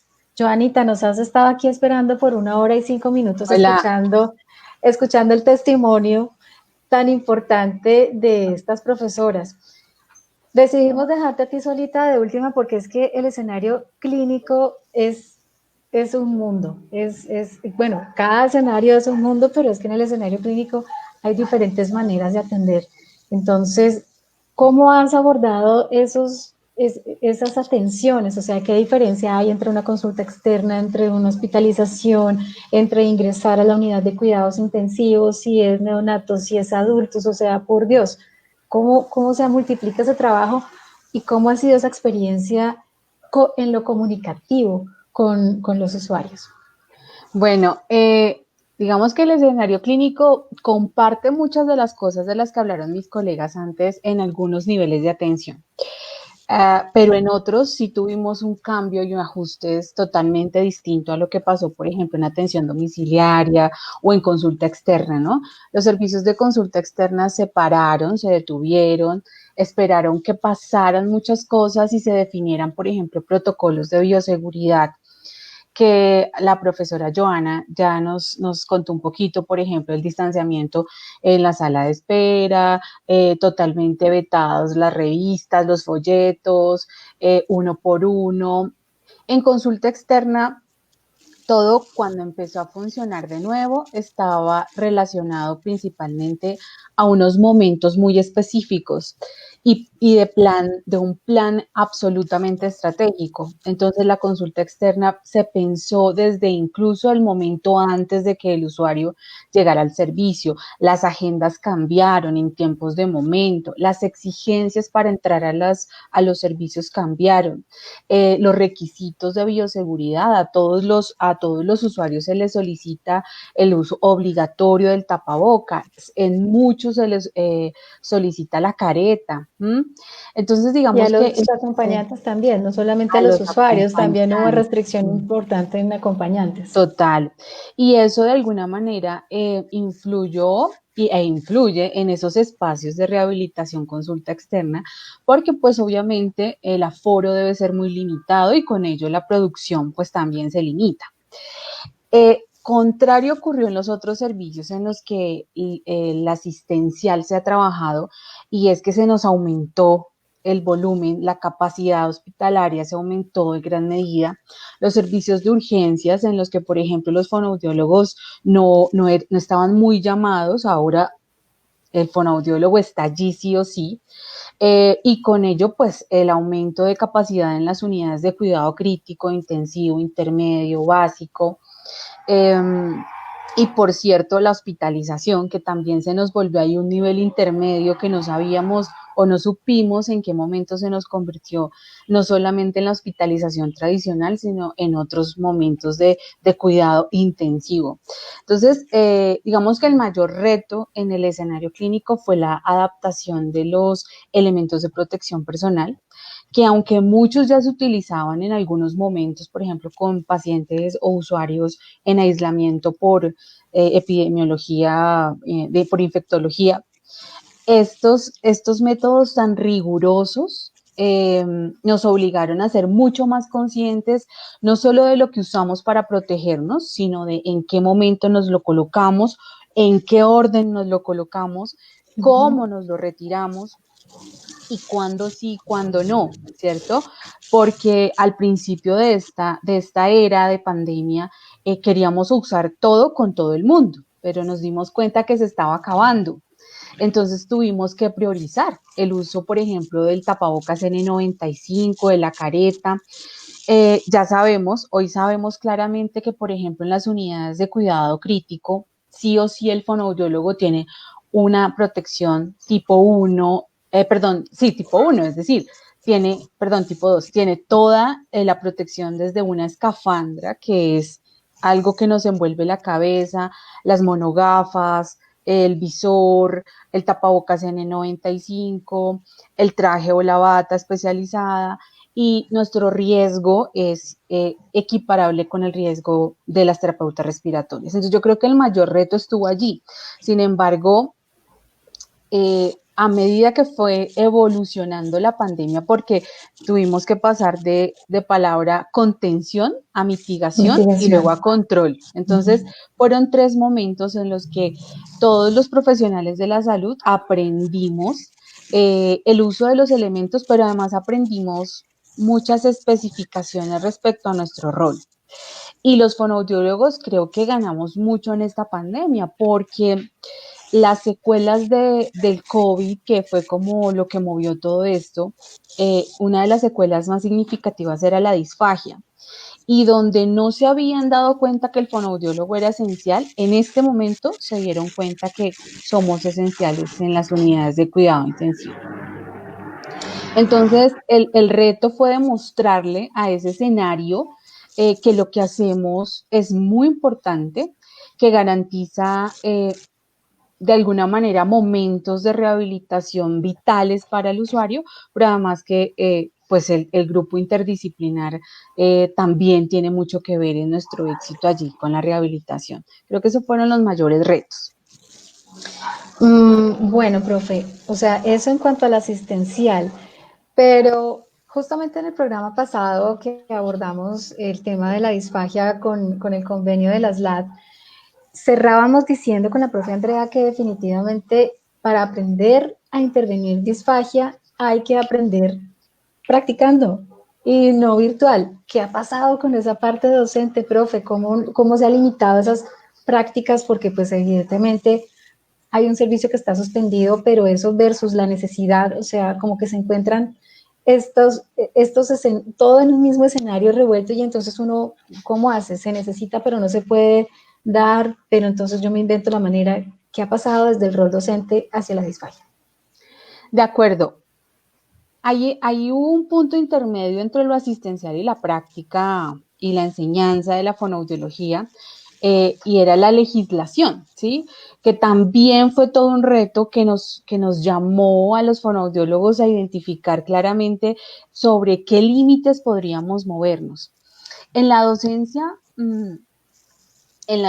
de práctica, la mayoría de instituciones de educación superior hicieron como 2 momentos en los que se mueve habitualmente la práctica. Uno de ellos tiene que ver con todos los estudios de caso, todo lo académico documental, que nos permite acercar a esos estudiantes a los procesos clínico-terapéuticos, pero que definitivamente sin que yo vaya a un escenario es imposible desarrollar la competencia, porque eso requiere habilidades.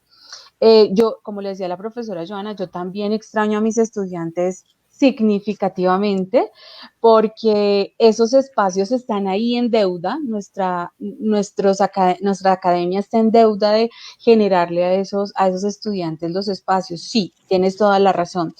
El aprendizaje asistencial y el desarrollo de competencias asistenciales en escenario clínico necesita sí o sí un manejo presencial, porque necesitamos tocar, escuchar, probar, ver, oler, ¿sí? Nuestro escenario es muy perceptual. Para la toma de decisiones, por ejemplo, debemos tener una triangulación de factores que nos permita llegar a conclusiones que pues no pongan en riesgo la vida de los usuarios. Entonces, en lo académico, yo estuve trabajando con una práctica en ese momento que les explico, y escuchando a mis colegas, les decía yo que existían unas palabras nuevas en nuestro vocabulario docente que yo jamás había escuchado, como Mentimeter, WordWall, Kahoot, Quizzes, que es todo este mundo virtual que nos llamó a repensar cómo estábamos enseñando y qué estaban aprendiendo. Yo tengo algo que resaltar de lo que dijeron mis colegas, y es que el estudiante al principio dijo como, uy, súper chévere. O sea, esto aquí fluye, pero luego ellos mismos se dieron cuenta que era una responsabilidad, aprender era responsabilidad. Creo que eso lo empezaron a ver cuando se dieron cuenta que el docente hacía todo por mostrarles el camino, pero que no valía si ellos no eran conscientes de sus responsabilidades. Entonces creo que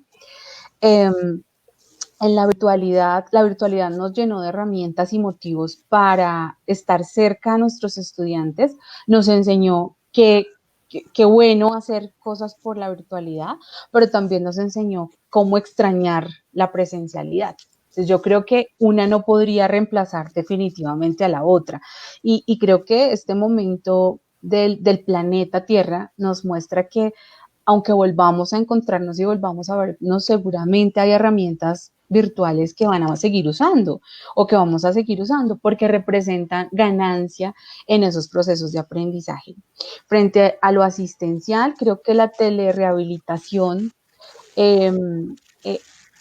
bueno, primero resaltar que existen normas y reglamentos para hacer telerehabilitación o telesalud o servicios de telepráctica, que no todo lo que hacemos a través de cualquier conexión o a través de cualquier medio virtual se puede llamar así, porque el ministerio tiene reglamentado qué tipo de condiciones deben tener estos servicios, incluso nos piden estar habilitados y entrenados.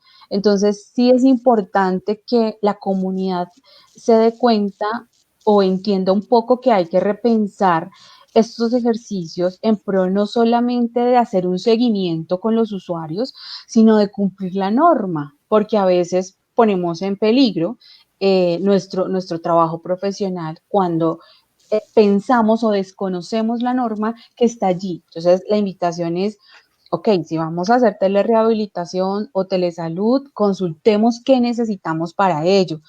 ¿Qué procesos legales debemos seguir? Es muy importante. Lo mismo ocurre en el escenario asistencial. Las miles de preguntas que surgen de, bueno, yo, ¿a quién le pido el N95? ¿Cómo sé en qué orden ponerme? Todo esto está en la página del ministerio. Hay miles de protocolos que van saliendo y se van actualizando en nuestro ejercicio profesional, que si bien no son exclusivos de los fonoaudiólogos, nosotros, como les dije, estamos en un alto riesgo junto con otros profesionales de la salud y debemos conocerlos porque nos va a garantizar un ejercicio seguro, pero además seguro para nosotros, pero además efectivo para nuestros usuarios. Entonces eso es principalmente lo que debemos conocer. Bueno, muy bien, profesora Joana, pues definitivamente muy juiciosa, nos habla desde los lineamientos y desde la normativa juiciosamente aplicada, porque el escenario clínico es eso, normativa en 3D. O sea, lo que está escrito debe cumplirse sí o sí, no solamente por seguridad, sino porque es un reglamento de trabajo, además, en donde si se llega a incumplir, pues eso tiene una serie de consecuencias y repercusiones en lo laboral. Desde este momento álgido nos permite además no solamente descubrir nuevas cosas o nuevas formas en las que el fonoaudiólogo puede actuar en el escenario clínico, sino además generar evidencia que es vital para el desarrollo de nuestra disciplina. O sea, estamos llamados a documentar, a escribir, a investigar, porque es vital. Y este momento álgido nos permite, nos abre la puerta para eso, para documentar hay condiciones que jamás habíamos experimentado como rehabilitadores de la función deglutoria o incluso de la comunicación. Y es, por ejemplo, tener pacientes intubados y pronados, o sea, boca abajo mucho tiempo. Eso nos dimos cuenta con ello, por ejemplo, que los protocolos de atención de deglución cambiaban, ¿sí? Cuestiones como las sedaciones durante mucho tiempo. Ese tipo de cosas son minas de oro que debemos explotar profesionalmente, académicamente, para generar evidencia y sustentar profesionalmente nuestros procesos. Es vital hacerlo.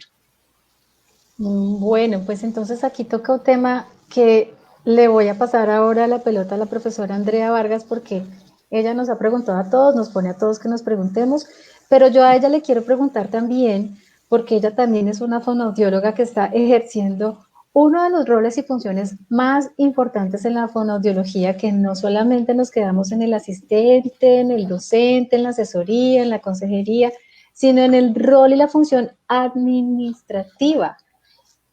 Y cuéntanos, profe Andrea, lo que acaba de decir, por ejemplo, la profe Joana, es que tiene que dejarse aquí una huella rigurosa que se llama investigación. Digamos que toda esta asistencia, este rol asistencial tiene que convertirse en un material de investigación para que quede un documento académico que nos sirva a nosotros como estudio de caso, para que nos actualicemos, para poder nutrir la profesión. Pero, ¿y qué pasa entonces, aparte del investigativo, con ese rol administrativo? ¿Qué ha sido de la vida de la presidente del CCF mirando todos esos procesos, recibiendo una queja por aquí, un recurso por allá? Estas cosas que nosotros hemos dicho conociendo al CCF, pero desde el punto de vista administrativo, ¿cómo transcurre un día de una fonoaudióloga que un día decide no, que la escoge la asamblea para ser la presidenta del CCF, pero que venía de su rol docente y que ahora se dedica 100% al rol administrativo? Uy, esto es repensarse. Para estar en la parte administrativa, primero hay que tener algunas habilidades y algunos conocimientos básicos en ese tema. Y tiene que tener cierto gusto. ¿Sí? Yo tenía cierto gusto por algunas cosas que se llaman la autoevaluación, la calidad y cosas de esas. ¿Sí? Pero he descubierto que tengo muchas habilidades y que sí me gusta el asunto porque un día a día es levantarse después de un fin de semana, todos los lunes pasar.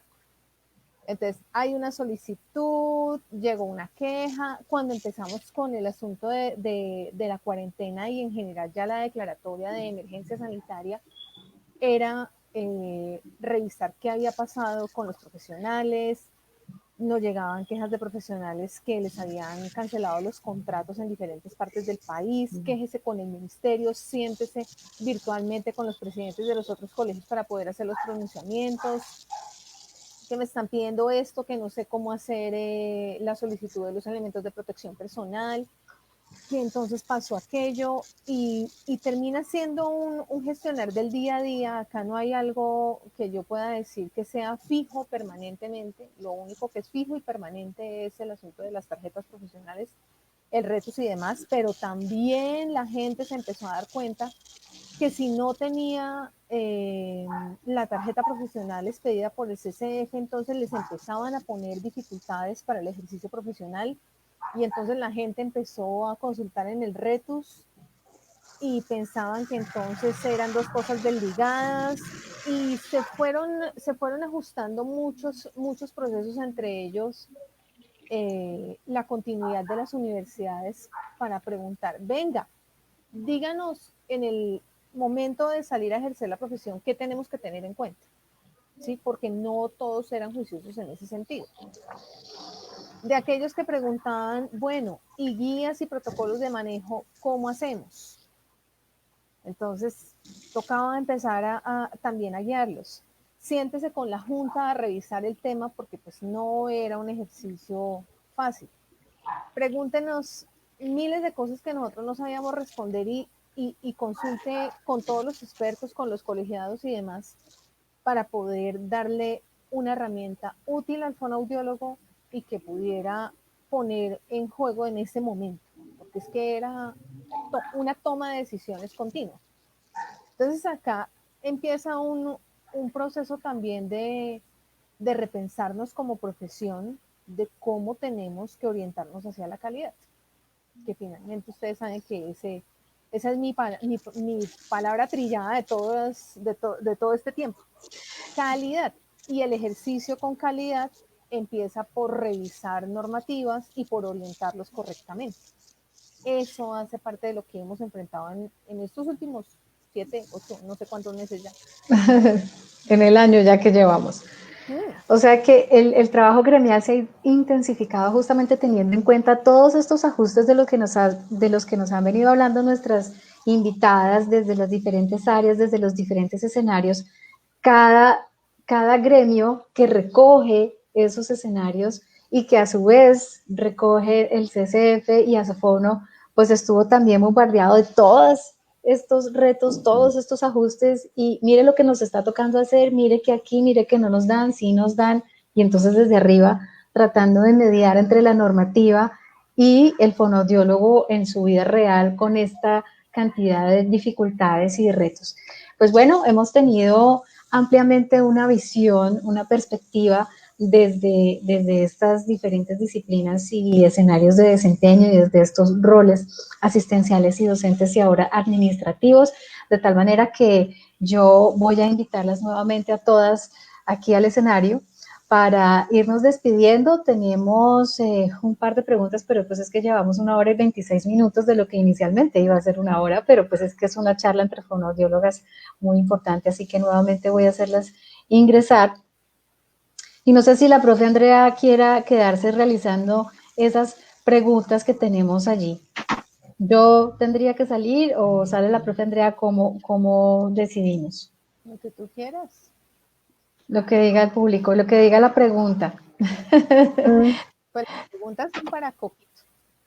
Entonces, profe, entonces yo salgo, me despido de ustedes, muchísimas gracias por aceptar la invitación, entonces quedan ustedes en cabeza de nuestra anfitriona, entonces yo salgo para darle ingreso a la profe Diana Porras. Nos vemos el próximo martes porque va a ser nuestro último programa de cierre, no se lo pierdan, así que pendientes de las redes sociales porque ahí les avisamos. Feliz tarde, muchas gracias. Quedan aquí todas Cata, respondiendo gracias. preguntas. Besito. Gracias, Cata. Gracias. Gracias, cuídate. Bueno, pues acá tenemos algunas preguntas que fácilmente podrían responder todas. Y aunque son específicas para Coco, ahí está la pregunta, Coquito. ¿Cuáles son los facilitadores en telerehabilitación auditiva? ¿Y qué estrategias se pueden brindar a los padres que piensan en que esas terapias no son funcionales? Y de ñapa, el pronóstico. ¿Qué tanto desarrollo de habilidades auditivas se logra a través de medios virtuales, de rehabilitación?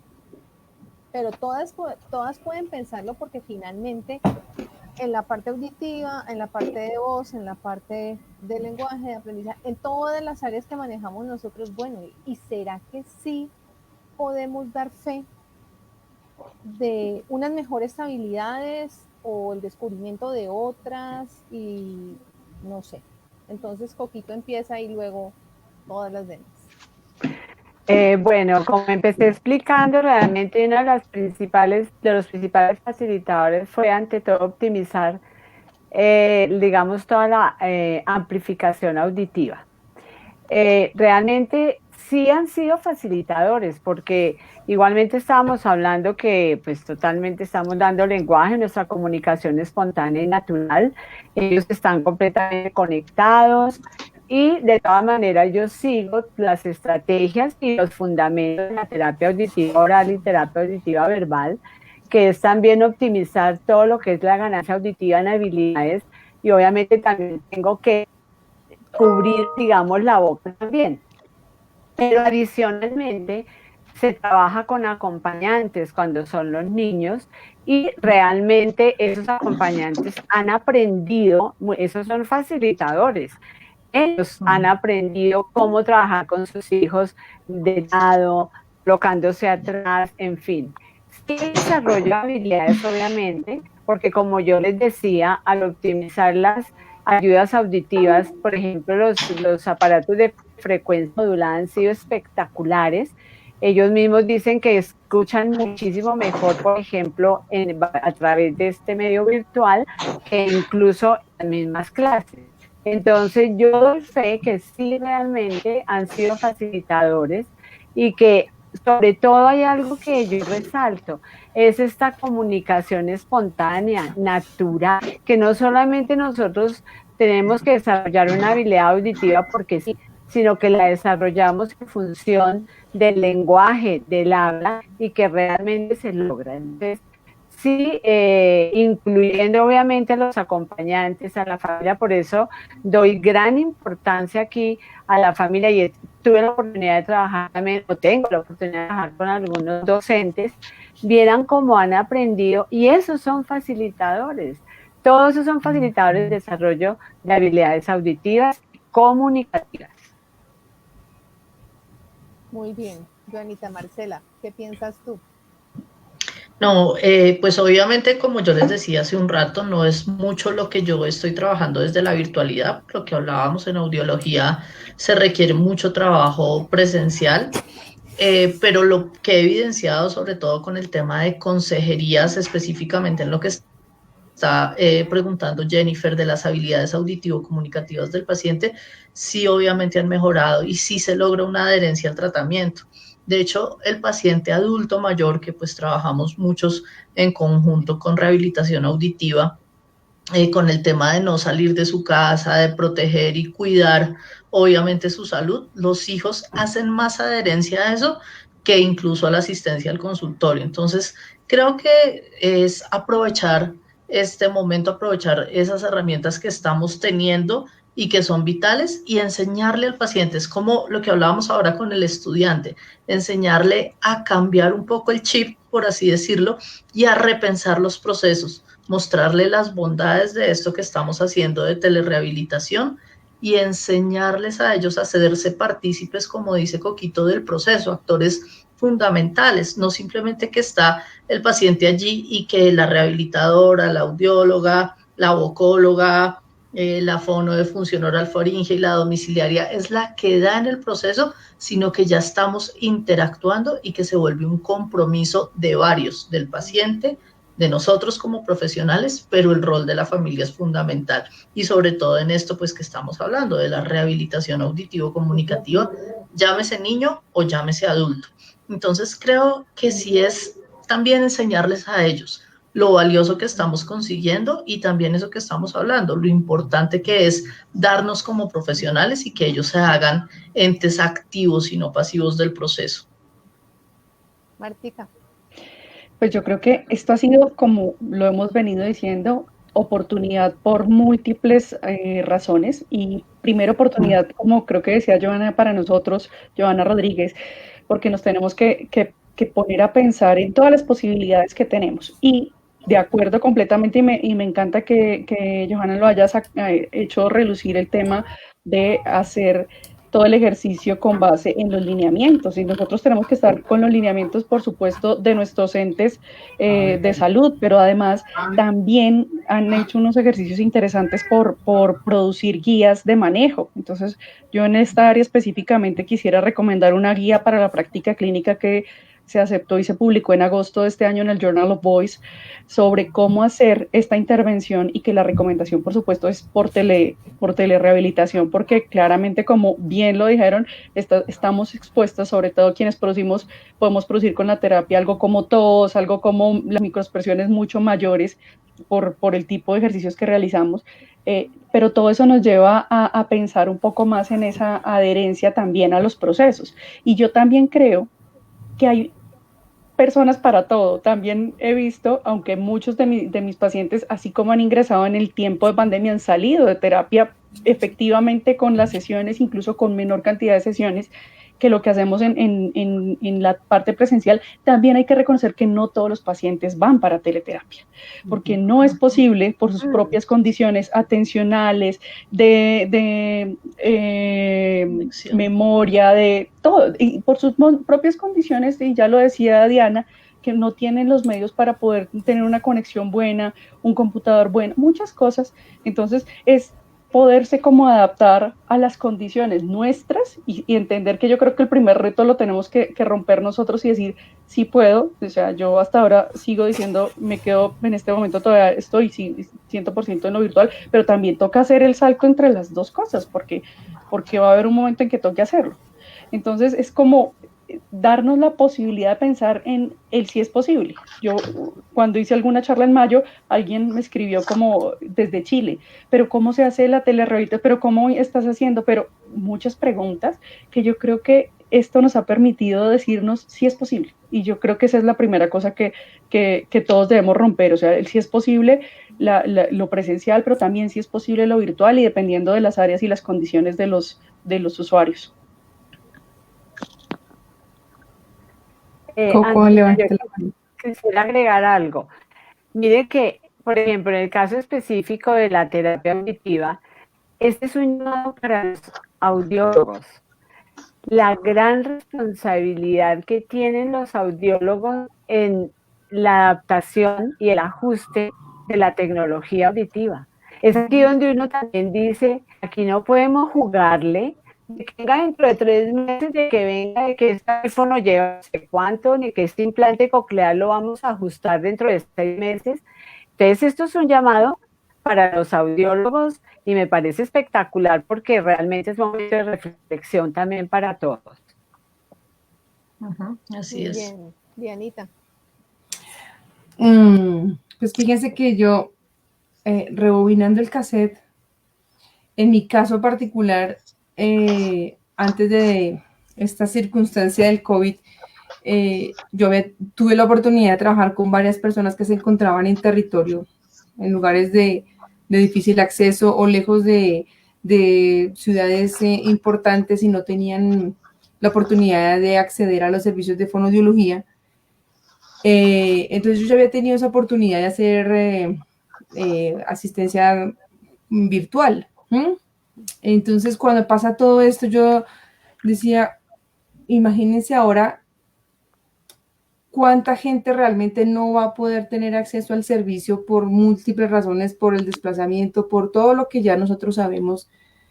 Y esta experiencia lo que nos hace ver es como que sobresale la cantidad de gente que realmente no había podido tener acceder al servicio de fonoaudiología, poder tener, yo he tenido, pues lo que quiero decir es que he tenido pacientes que no habían podido asistir porque su DPS no le daba las citas o por miles de razones no había podido tener acceso a un fonoaudiólogo, y ahora la virtualidad ha abierto esa puerta para las personas que no tienen esa oportunidad.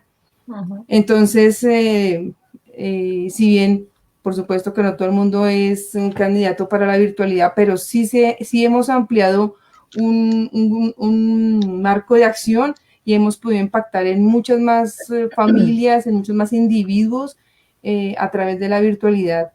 Y lo que les comentaba hace un rato, que cómo lo hacemos, pues ajustándonos y decidiendo si la persona es apta o no para el servicio. Pero es una cosa que sí tenemos que tener en cuenta, y es que hemos ampliado mucho más la capacidad, tanto por que las personas han podido acceder al servicio, como que los papás se dan cuenta que el trabajo que de pronto ellos estaban un poco ajenos allá, y lo que hablaban ustedes de la participación activa de los padres o los familiares o las personas responsables de nuestros usuarios, dicen, pero vea, yo no me he dado cuenta que la fono hacía tal cosa, aun cuando uno al final de cada sesión hace retroalimentación, un poco lo que decía Marta, hacerlo desde ellos mismos le da un valor agregado y un valor real a nuestro trabajo como fonoaudiólogos. Muy bien, Joanita. No, para retomar de lo que estamos hablando, y como una conclusión, es que no todo lo que se hace virtualmente se puede llamar una teleintervención, y no toda la teleterapia es para todo el mundo. O sea, así como en el escenario presencial existen diferentes momentos y diferentes niveles de atención, la virtualidad se presta para muchas cosas. Entonces se debe diferenciar realmente cuando hay una teleterapia, cuándo es una teleorientación, cuándo es una teleconsejería, ¿sí? Eso es muy importante dentro de estos procesos de rehabilitación a través de medios virtuales, pero además también, como lo decía Marta, identificar que no todo se puede hacer a través de la teleterapia, ¿no? Entonces procesos prioritarios que comprometen o que pueden comprometer la calidad o la vida de las personas, pues por allí no es, y que cada persona tiene una realidad distinta. Entonces yo puedo tener mi superconexión, mi supercomputador, de estar habilitada para la terapia, pero si quien está al otro lado, que es el que se va a beneficiar de mis servicios, no tiene la posibilidad que yo tengo, pues realmente no le estoy ofreciendo un servicio de calidad, ¿no? Entonces, como lo decía Jennifer, lo preguntaba Jennifer ahorita, facilitadores, pues todos, porque en muchas condiciones de pacientes particulares, la telerehabilitación se vuelve casi que el único medio para acceder a esto, pero en otros, pues no es el mejor medio. Entonces yo sí creo que debe ser muy particular la visión de lo que estoy haciendo frente al medio virtual con mi usuario y de lo que mi usuario realmente necesita y puede acceder a él, básicamente. Que me quede sin internet. Muy bien. Bueno, creo que ha sido un amplio panorama que nos han suministrado todas nuestras expertas que han vivido día a día lo que significa adaptarse en la prestación de los servicios de fonoaudiología en el país, que como bien sabemos es un reto para todos, pero que la conclusión es, depende de muchas situaciones que están alrededor, tanto de los usuarios como del profesional. El profesional debe explotar la creatividad, como bien lo dijeron en algunos comentarios en el chat. Hay que ser muy creativos, hay que ser muy recursivos, pero también hay que bajarse en las realidades de los usuarios. Y una de las condiciones es, no se puede definir hasta no evaluar correctamente si la persona puede o no recibir los servicios a través de telerehabilitación, porque la idea de la telerehabilitación inicialmente, como estaba planteada en Colombia, es totalmente diferente a lo que nosotros estamos haciendo. Sí, la telerehabilitación era originalmente los servicios que se llevaban remotamente de prestación a zonas apartadas del país. Eso es lo que originalmente se conocía como telerehabilitación, que no se ha podido dar en todo lado por un problema más de conectividad. Entonces, zonas en las que son muy alejadas y zonas en las que llueve mucho, no hay fibra óptica que aguante. Y entonces el internet es intermitente y entonces el profesional pues solamente puede estar conectado X momento, pero resulta que en la comunidad no llega el internet, les quitaron la luz, etcétera, etcétera, etcétera. Y eso nos ha puesto como una cantidad de situaciones a evaluar. Pero en Claro, André, dime. te voy a interrumpir porque además de que sí es cierto que eso limita en territorios, pero también nos ha abierto las puertas porque si lo ves, yo tengo pacientes internacionales y varios. Entonces, todo tiene como de las dos. Su pro y su contra. Todo tiene de todo. Entonces, el que es muy experto ha tenido la oportunidad también de ver otras cosas, de explorar otros elementos, y la creatividad acá es esencial, pero en definitiva también tiene que ver mucho con la calidad y con la ética profesional de cómo nosotros y todos cada uno estamos prestando nuestros servicios para que la persona se beneficie y su familia, por supuesto, y que las familias también se han dado cuenta que nosotros hacemos más de lo que ellos pensaban. Porque, qué descubrimiento, ven, de verdad, tú haces todo eso. Yo no me daba cuenta cuando te tenía frente a frente. Ahora que te tengo al otro lado, me he dado cuenta que haces eso y más. Y muy seguramente los beneficios han sido maravillosos. Y el llamado a la ética, por supuesto. Y el llamado a la ética, antes que nada, calidad va de la mano con ética y con ejercicio consciente para que todos salgamos avantes en este proceso que es largo y que nos exige de aquí en adelante toda una cantidad de situaciones en pro de no solamente el avance de la profesión, sino del mejoramiento de las condiciones comunicativas de nuestros usuarios. Entonces, pues nada, miren, ya son las 7:14, todo el mundo está emocionadísimo, hemos tenido permanencia de público, les damos muchísimas gracias a todos los que se quedaron conectados hasta esta hora, a nuestras invitadas, mil gracias por todos sus aportes, maravilloso todo lo que hacen y que le siguen aportando a la profesión. Y a todos una feliz noche, esperamos vernos la próxima semana y pues sigan conectados con nosotros en nuestras redes sociales, consúltennos, pregúntenos, ustedes saben que somos puertas abiertas. Entonces, feliz noche para todos, muchas gracias. Gracias, hasta pronto. Gracias por la invitación. Gracias. Feliz noche. Muchas gracias. Buena noche. Chao.